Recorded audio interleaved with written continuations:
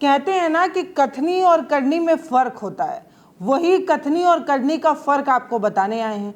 जिस काले धन को वापस लाकर मोदी जी 15-15 लाख यूं ही बांटने वाले थे, वही काला धन 1 साल के अंदर तिगुना हो गया है।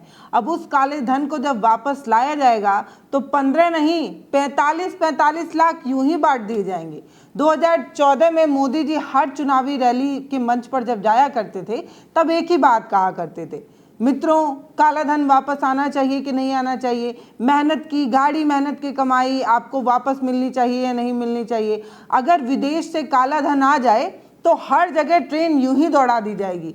हर टैक्स पेयर जो ईमानदारी से टैक्स पे कर रहा है उन सबको पैसे यूं ही बांट दिए जाएंगे। गरीबों के खाते में तो 15-15 लाख ऐसे ही दे दिए जाएंगे। ये सब मोदी जी कहा करते थे। अगर आपको याद हो तो, नहीं याद होगा तो हम रिमाइंडर के रूप में आपको याद भी दिलाएंगे। लेकिन सबसे बड़ा सवाल तो यहीं पर आकर रुक जाता है कि जिस स्विस बैंक का नाम लेकर मोदी जी कहा करते थे कि विदेशों के बैंकों में काला धन इकट्ठा किया जा रहा है, गाड़ी मेहनत की कमाई लूट लूट कर इकट्ठा की जा रही है, उसी बैंक ने अपना आंकड़ा जारी किया है और सच सामने आया है। सच ये सामने आया है कि महज 1 साल के अंदर तिगुना हो गया है पैसा। अब ये पैसा तिगुना कैसे हुआ? जब मोदी जी की सबसे ईमानदार सरकार देश में चल रही है, जब मोदी जी सत्ता में बैठे हुए हैं और काला धन रोकने के लिए उन्होंने नोटबंदी तक कर दिया, तब ये काला धन इकट्ठा कैसे हो रहा है? बड़ा सवाल तो यही है ना। नोटबंदी जब की गई थी तब ये कहा गया था कि काले धन जमा करने वालों की रीढ़ टूट जाएगी, नक्सली हमले कम हो जाएंगे, और ये कहा गया था कि काला धन बंद हो जाएगा इकट्ठा, जितने भी काला धन इकट्ठा हैं सब तबाह हो जाएंगे काला धन इकट्ठा करने वाले लोग। लेकिन बड़ा सवाल यही है कि नोटबंदी कितनी फ्लॉप रही ये सबको पता है। रिजर्व बैंक, भारतीय रिजर्व बैंक ने बताया कि 99.9% पैसा जो है वो बैंकों में वापस आ गया था। तो काला धन तो कुछ नहीं था, लेकिन जो विदेशों में काला धन इकट्ठा था वो लाने की बात मोदी जी ने तब कही थी जब वो विपक्ष में थे। यानी कि जब आप विपक्ष में होते हैं तब आपको वो धन काला नजर आता है, और जब आप सत्ता में वापस आ जाते हैं तो वो धन गोरा नजर आने लगता है। कौन सी फेयर एंड लवली लगा रहा है ये स्विस बैंक में रखा हुआ पैसा कि जब आप विपक्ष में होते हैं तो आपको ये करिया और काला नजर आता है, और जैसे ही आप सत्ता पर काबिज हो जाते हैं, सत्ता चलाने लगते हैं, वैसे ही आपको ये सारा धन गोरा लगने लगता है। बहुत से लोगों से रिक्वेस्ट है कि आप इस वीडियो को पूरा मत देखिएगा। अगर आप मोदी की विचारधारा को बहुत ज़्यादा फॉलो करते हैं और मोदी जी को विश्वगुरु मानते हैं और आपको लगता है कि उनका डंका विदेशों तक में बज रहा है, तो ये सच्चाई आप सुन नहीं पाएंगे। ये सच्चाई मेरी नहीं है, मैं आपको तमाम खबरों की कटिंग दिखा सकती हूँ। स्क्रीन पर देखिए, हर न्यूज़ चैनल ने इस पर खबर की है, लेकिन ये खबर किसी प्राइम टाइम शो का हिस्सा नहीं बन पाएगा। पता है क्यों नहीं बन पाएगा? क्योंकि चाटुकारिता के दम पर ही चैनल चलते हैं। अगर सच पूछ लिया जाए कि ये बताइए कि 15-15 लाख आप देने वाले थे, क्या आप 45-45 लाख यूं ही बांट देंगे? क्योंकि ये पैसा जो आप लाने की बात कर रहे थे, जिस बैंक से लाने की बात कर रहे थे, उस बैंक ने खुद बताया कि भारतीयों का जमा पैसा जो है वो 3 गुना बढ़ गया है। 2024 का आंकड़ा स्विस बैंक ने सामने रखा और बताया कि 37,000 करोड़ रुपए जो हैं वो सामने आ चुके हैं। 37,600 करोड़ रुपए जो 3 गुना हो चुका है 2023 के मुकाबले। वो पैसा जो है वो स्विस बैंक में भारतीयों का जमा है। तो ऐसा नहीं है कि ये कोई हवा हवाई और झूठी खबर है।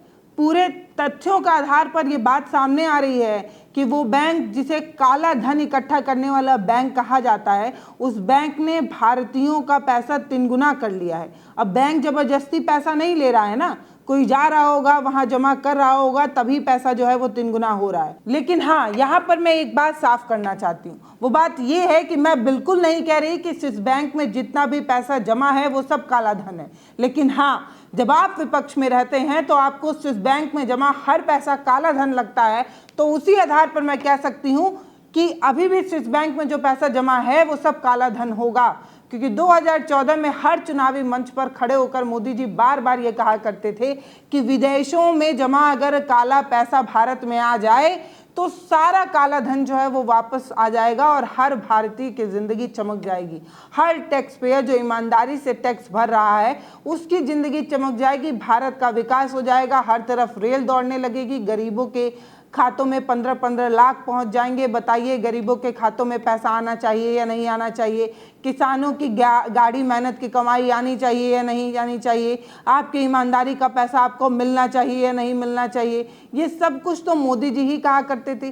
तब उन्हें ये बात कैसे पता थी कि स्विस बैंक में जमा हर पैसा काला धन है? और अगर तब स्विस बैंक में जमा हर पैसा काला धन था तो आज स्विस बैंक में जमा पैसा काला धन क्यों नहीं होगा?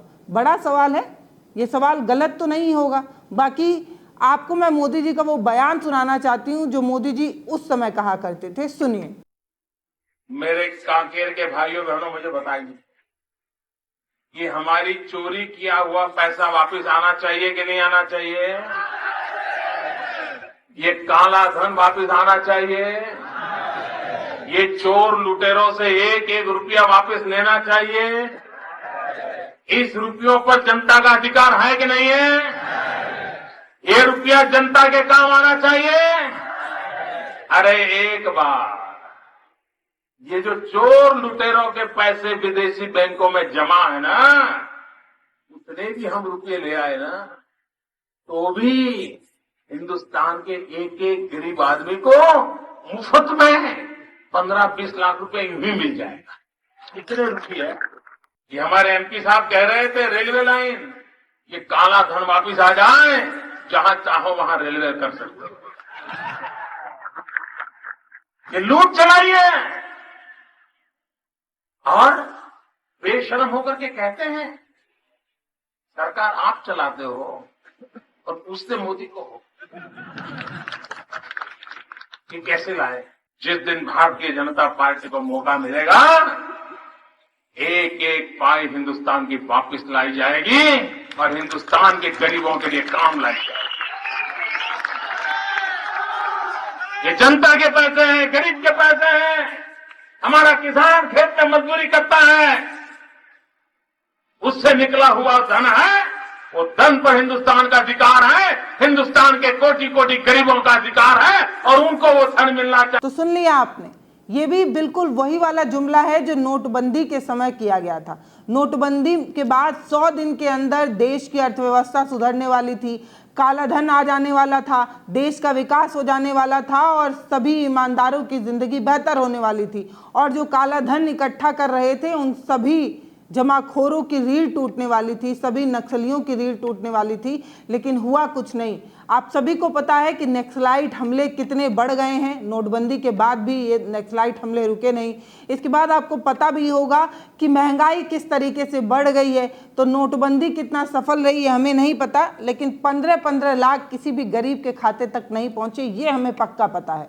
और हमें ये भी कहना पड़ रहा है कि वो 15 लाख जो मोदी जी लाने की बात कहा करते थे, अब अगर वो काला धन वापस आएगा तो 15 नहीं 45 लाख गरीबों के खातों में पहुंचाए जाएंगे। झूठ ही प्रचारित करना था, झूठ ही बोलना था। जब विपक्ष में थे तो हर काला धन जब झूठ ही लग रहा था, तो ये बताइए कि आज जब आपकी सरकार है तो स्विस बैंक में पैसा तिगुना कैसे हो गया? अब मैं आपको बताना चाहती हूँ कि 2023 के मुकाबले 2024 में महज 1 साल के अंदर ये पैसा तिगुना हुआ है। ये बात मैं नहीं कह रही, दरअसल ये जानकारी स्विस बैंक ने दी है। स्विस बैंक इस तरीके की जानकारी लोगों के साथ साझा करता है, लोगों के साथ नहीं, दरअसल ये हर साल जो है इस तरीके की जानकारी साझा की जाती है। ये बताया जाता है कि भारतीयों का कितना पैसा स्विस बैंक में जमा है। हर साल ये आंकड़ा जो है वो आता है और 2023 के मुकाबले जब 2024 का ये आंकड़ा सामने आया तो अच्छे लोग अपना माथा पीटने लगे, क्योंकि भ्रष्टाचार खत्म करने की बात कहने वाली सरकार भ्रष्टाचार पता नहीं खत्म कर पा रही है या नहीं। अगर भ्रष्टाचार कम हो रहा हो, अगर काला धन कम इकट्ठा हो रहा हो, तो बताइए कि ये पैसा तिगुना कैसे हुआ। मैं फिर से कहती हूँ, ये पैसा काला धन है, इस बात की जानकारी मेरे पास नहीं है, लेकिन हाँ उस आधार पर ये काला धन जरूर होगा जिस आधार पर ये कहा जाता था 2014 से पहले जब विपक्ष में मोदी थे। ये कहा करते थे कि विदेश के स्विस बैंक में जमा पैसा जो है वो काला धन है, मोदी कहा करते थे। अच्छा, आप में से बहुत लोग सोच रहे होंगे कि स्विस बैंक क्या होता है। तो दरअसल स्विस बैंक जो है वो स्विट्जरलैंड में एक बैंक की एक शाखा है। ये शाखा अपने आप में इसलिए फेमस है क्योंकि इस शाखा की बड़ी विश्वसनीयता मानी जाती है। इस बैंक में अगर आप अपना अकाउंट खोलते हैं तो आपके अकाउंट को बहुत गोपनीय तरीके से रखा जाता है। अकाउंट होल्डर का नाम ना तो सरकार को बताया जाता है, ना उस देश की किसी भी संस्था को बताया जाता है।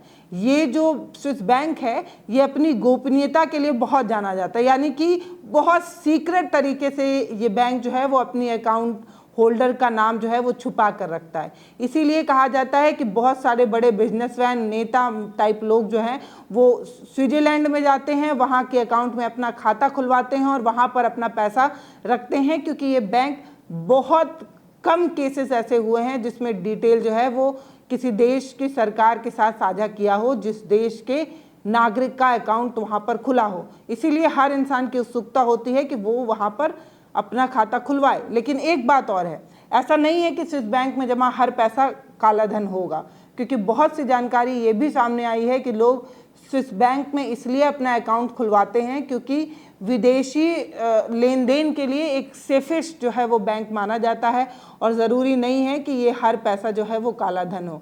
व्यक्तिगत रूप से जो पैसा स्विस बैंक में जमा हुआ है उसकी बढ़ोतरी सिर्फ 11% ही हुई है, लेकिन इसके अतिरिक्त जो अलग अलग संस्थाओं द्वारा, कंपनियों द्वारा जो खाता खुला है उसकी बढ़ोतरी बहुत ज़्यादा हुई है। जितना भी अमाउंट बढ़ा है, जो तिगुना अमाउंट बढ़ा है, उसमें सिर्फ अगर प्रतिशत के हिसाब से बांटा जाए तो 11% पर्सनल अकाउंट में जो है वो पैसा बढ़ा है। बाकी का जितना भी पैसा बढ़ा है वो कंपनियों की, संस्थाओं के, एनजीओ के पैसे जो है वो बढ़े हैं। तो पता नहीं ये संस्था, एनजीओ और ये जो भी तरीके के फंड के पैसे इकट्ठा हो रहे हैं वो काला है या सफ़ेद, इस बात की हमें तो जानकारी नहीं है। तो 2024 में ये पैसा 37,600 करोड़ रुपए हो गया है, जो 2023 में इसका तिहाई था। तो 3 गुना पैसा जो है वो स्विस बैंक में बढ़ा है।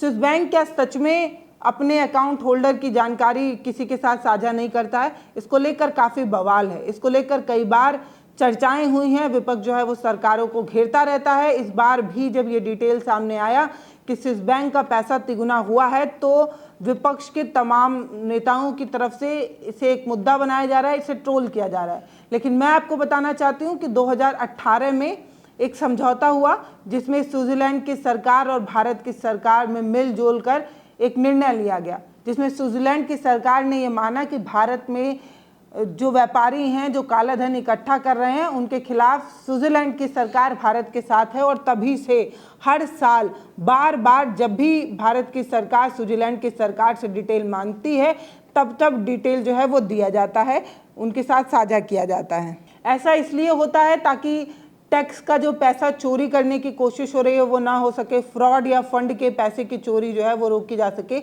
इसलिए स्विट्जरलैंड की सरकार भारत की सरकार के बार बार मांगने पर डिटेल जो है वो साझा करती है।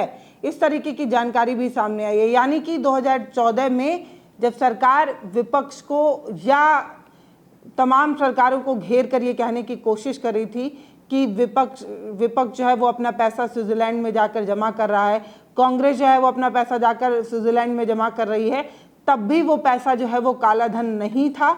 इसीलिए अब जब ये जानकारी साझा होने लगी, जब ये पता लगने लगा कि वहाँ पर पैसा जमा जो है वो काला धन नहीं है या वो सभी ईमानदारी का पैसा है या जो भी है, वो स्विस बैंक हर बार जो है वो डिटेल साझा करती है, लेकिन सरकार उस डिटेल को जनता के साथ कभी साझा नहीं करती। इस चीज़ को लेकर राहुल गांधी ने भरे मन से ये कहा था कि जब स्विस बैंक डिटेल जो है वो भारत की सरकार को सौंपता है तो आप जानते हैं कि कौन कौन शख्स हैं जो काला धन इकट्ठा कर रहे हैं, उनका नाम जनता के सामने सार्वजनिक किया जाए, ये बताया जाए कि कौन कौन से अकाउंट होल्डर हैं जिनका अकाउंट स्विस बैंक में है। अगर सरकार इतनी ईमानदार है, उसके इरादे इतने पाक हैं, तो जनता के साथ स्विस बैंक होल्डर के अकाउंट की डिटेल जनता के साथ अगली बार सदन में जब भी चर्चा हो तो चर्चा कर देनी चाहिए, बता देना चाहिए कि कौन सा व्यापारी, कौन सा अधिकारी या कौन सा मंत्री स्विस बैंक में अकाउंट खोल रखा है और उसके अकाउंट में कितने पैसे हैं। अगर ये जानकारी सार्वजनिक नहीं की जाती है तो आपकी मंशा पर संदेह ज़रूर उठता है। बाकी आपके कथनी और करनी पर सवाल तो बार बार उठ चुका है। आप जो कहते हैं वो कभी नहीं करते हैं, ऐसा भी जनता कह रही हो और कह रही है कि एक तरीके से जुमलेबाज सरकार है, जुमला फेंक देती है लेकिन उसे ज़मीन पर उतारती नहीं। 15 लाख तो खाते में आए नहीं, लेकिन अब जब 45 लाख आएंगे तब देश की गरीबी ज़रूर मिट जाएगी। बाकी क्या आप भी 15 लाख का इंतज़ार कर रहे हैं या आपको ऐसे लगा कि 15 लाख एक जुमला है? इस बारे में आप कमेंट सेक्शन में ज़रूर लिख सकते हैं। बाकी अगर सच में सरकारें ईमानदारी से काम करने लगी तो गारंटी के साथ कहा जा सकता है कि भारत के पास इतना पैसा है, भारत के पास इतने संसाधन हैं कि हम किसी भी देश से कम नहीं रहेंगे। लेकिन अफसोस ये है कि यहाँ पर ईमानदारी नहीं है, यहाँ पर काम करने के लिए कर्तव्यपरायण निष्ठा नहीं है। अगर ईमानदारी से काम होती रहे तो भारत सोने की चिड़िया एक दिन ज़रूर बन जाएगा, ये बात मैं दावे के साथ कह सकती हूँ।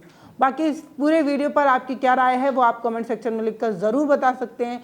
ये भी बता सकते हैं कि 2014 में जो पैसा स्विस बैंक में ब्लैक मनी था, आज वो पैसा वाइट हो गया क्या?